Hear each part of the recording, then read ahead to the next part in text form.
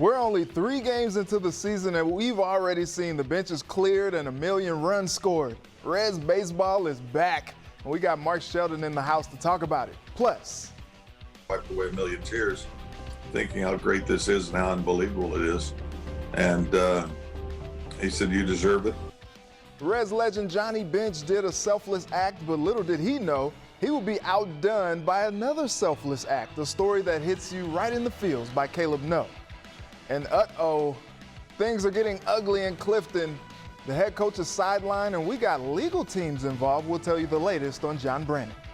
From WCPO 9 Sports, this is Sports of All Sorts.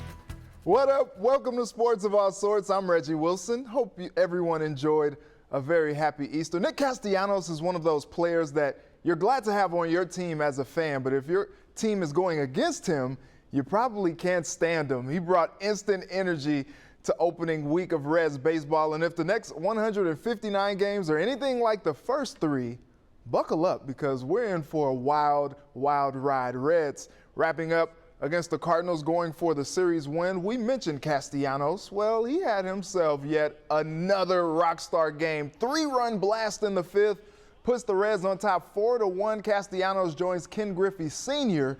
as the only Reds to score multiple runs in each of the team's first 3 games. Reds have a 6-run inning for the second straight day, and they cruise to a 12-1 win.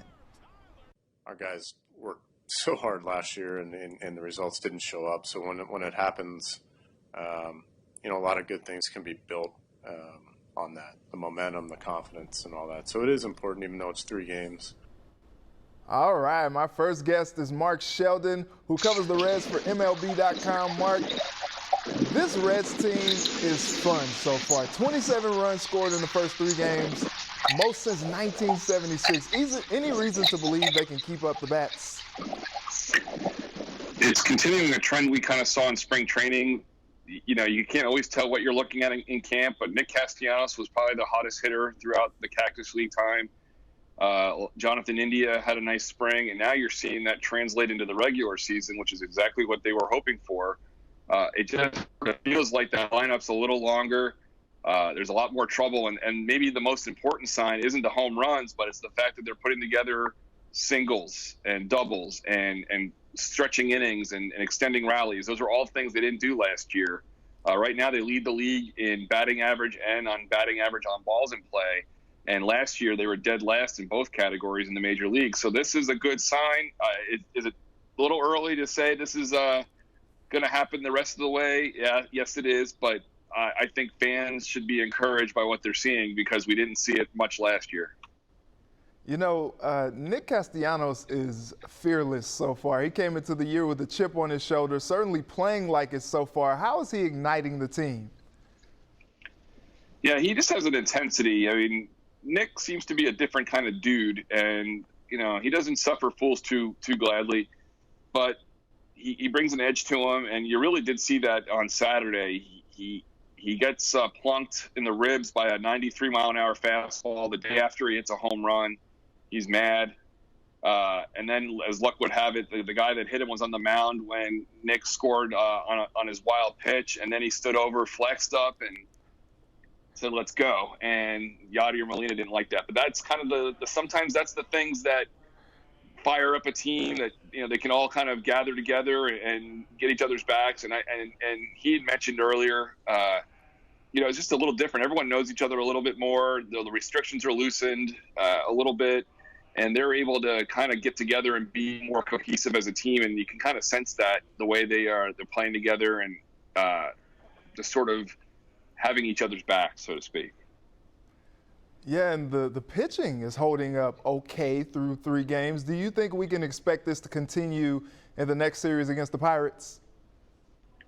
Well, the good news is the Pirates aren't playing all that great as a team in general.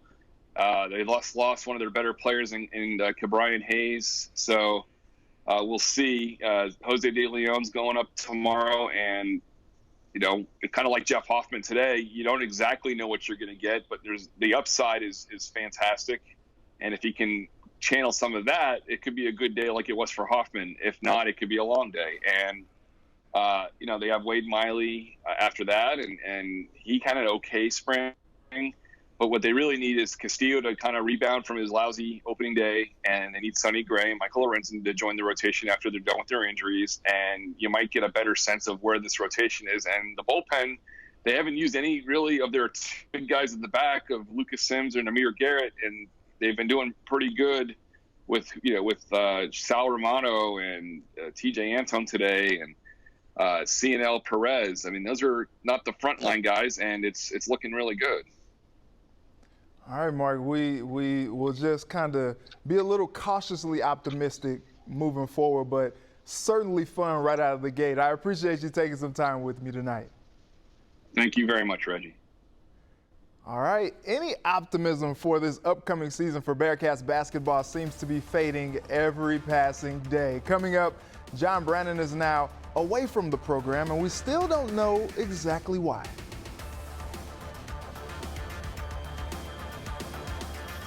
Welcome back. The saga continues in Clifton. UC Athletic Director John Cunningham announced head basketball coach John Brannen has been placed on paid administrative leave pending the completion of a university review into the program. Now, if you're confused about what's going on, trust me, we understand. So just want to go back over some facts with you since the Bearcats lost in the conference championship game 3 weeks ago. 6 players quickly entered the transfer portal within days of that game, leaving just a handful of scholarship players on the roster. Then on March 26th, the school released a statement saying there will be a review of allegations into the program. Keep in mind, we still don't know what these allegations are exactly, but obviously serious enough to place Coach Brannen on leave, we guess. Brannen's attorney released a statement saying, quote, "There's no basis for Coach Brannen to have been placed on administrative leave, much less terminated for cause." He goes on to say, "I'm hopeful, however, that AD Cunningham will wrap up the investigation quickly and reinstate Coach Brannen so that he can continue the great job he's done for Cincinnati basketball." Former Bearcat Terry Nelson says the school is doing the fans and program a disservice. If you don't think he's a good fit for University of Cincinnati, that's fine. But trying to dig something up, nothing's there, and then trying to find something else just looks bad on the university. Those who love John, those who don't love John, those who want to see Cincinnati basketball operate on high levels, transparency is key. And right now, we're just not getting it. So I want to hear your thoughts. Where do you see this situation with John Brannen going? Let me know. Tweet me at Reggie Wilson TV and make sure to use the hashtag SOAS. FC Cincinnati wrapped up the preseason in Florida Saturday with a 3-1 loss to Minnesota United FC. Although it didn't happen in the latest scrimmage, the Orange and Blue have shown the ability to respond after falling behind. As the season approaches, that's something Coach Jaap Stam is encouraged about. Very happy with the guys because the guys kept on fighting. They kept on working. They wanted to score goals going forward. And that's a very positive thing in what we were looking for in mentality in the team, and they've done it. So if you look at the score 3-1, then people would say, oh, it must have been a lot better, the opposition. That was absolutely not the case. We are just a couple weeks away from FC Cincinnati's opener against Nashville, and my next guest is FCC beat writer Laurel Pfahler with the Queen City Press. Laurel, there seems to be a palpable level of excitement for this season. Do you feel that? There's definitely a lot more optimism. They finally got a true number 10, which is just a really creative playmaker in the midfield in Luciano Acosta. So that's been a big missing piece the last 2 years. And a lot of people felt like last year, if they had a player like that, a guy like Jurgen Locadia could have scored more goals. It would have made a big difference. So last year was just an odd year anyway, but not having that player really impacted the team and their lack of scoring. They only had 12 goals. So that's where a lot of the optimism comes from this year. Also having a new Brazilian striker in Brenner, a young player that they spent a lot of money on. There's a lot of optimism in there. So that's the big question, I guess, goes back to the defense. They still got some work to do back there. But otherwise, the attack is looking pretty good. They're opening this brand new stadium for the home opener in May. Is there pressure on this team to deliver now that the stadium is built? There's definitely a lot of pressure just because, they haven't done well the last 2 years. So if they weren't opening a new stadium, you would wonder what attendance would be like. But now everyone wants to see the stadium. They do have some exciting new players that fans are interested in. So if it doesn't go well, it's going to be hard to get those seats filled when they are actually able to have full capacity, I guess. So that is really important. And they've talked about this for, the past 2 years, that they were building for when this new stadium opens, and they were planning on having their best roster put together for 2021. And now is when we need to see the results, because they're going to need to fill those seats and pay for that stadium. Laurel, I wanted to ask you about Jaap Stam. For the first time since the team became an MLS franchise, we don't have turnover at the head coaching position. How do you see things going with him as he settles in? It's huge that they've had that experience with him now. It didn't go well last year, but the players know what to expect. They knew exactly what he wanted from them. And then you add in the new guys and they really fit his system. Before, it was kind of players that, had been inherited from previous, I guess even really a GM that wasn't a GM. Then they got Gerard Nijkamp in May 2019, and he's been dealing with the roster, and now it's finally his and Jaap Stam's team. So that it's going to be a big deal for them to be able to see, what he's been trying to do actually come together with his plan and his vision. The players really seem to believe in him. They like how direct he is. He tells them straightforward what he's thinking all the time. It's not ever a guessing game. And that's really big for the players to just know what to expect and know what they need to do to be successful in his system. Well, Laurel, the MLS season is almost upon us, so I know your workload is about to pick up. I appreciate you taking some time with me tonight. No problem. Thank you for having me. Here we go again with the quarterback narratives before the NFL draft. What does Mike Daniels have to say about Justin Fields? We'll ask him next. Welcome back. Johnny Bench is a name that carries a lot of weight in Cincinnati sports history. And Caleb No tells the story of how one man's kindness brought the legendary Reds player to tears. It's the sixth man. 54 years ago in Puerto Rico. 1967, I go down for Christmas vacation. A young real estate entrepreneur from Philadelphia. Alan Horowitz. Met a baseball player just hoping to make the big leagues. Johnny Bench. We just started hanging out. Johnny Bench would go on to be one of the greatest of all time. Meanwhile, Alan Horowitz turned out to be one of the more successful businessmen in Philadelphia history, though he's better known as a super fan of the 76ers. He's crazy. He wears his uniform. His white hair is flying. But there's another team Alan loved just as much. The Big Red Machine. Almost the whole team were Hall of Famers. Joe Morgan, Tony Perez, Johnny Bench, Pete Rose. Well, Pete Rose, no, but should be. The Big Red Machine, led in part by that guy he met in Puerto Rico, now his good friend, Johnny Bench. Every time I was in Philadelphia, we went to have dinner, we went to have lunch. But just last year, Johnny Bench decided to sell most of his awards, rings, and memorabilia at auction, with the money going toward putting his sons through college. I honestly saw, he worked so hard for these things. What the hell is it going to a collector for? No way. He texted me before the auction and said, is this something that you really want to do? And I said, I want to set up my kids' education. I want to set up their future. Johnny sat and watched as his items got sold one by one.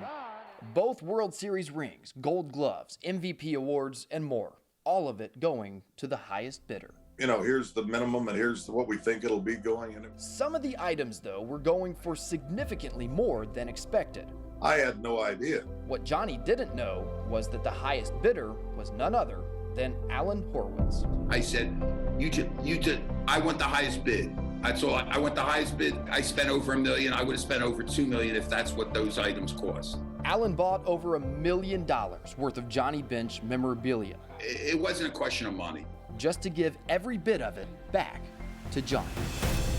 I've wiped away 1 million tears thinking how great this is and how unbelievable it is. And he said, you deserve it. And I can afford it. I just did what I think anybody would do. If anybody they care about and love, wouldn't you?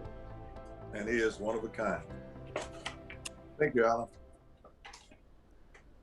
Great story, Caleb. Thank you for that. Let's talk some football. What a busy last month it's been for Mike Daniels. He went from Princeton head coach to director of on-campus recruiting at Army West Point, and now just this past week, he's already on the move again, officially becoming the running backs coach at the University of Akron.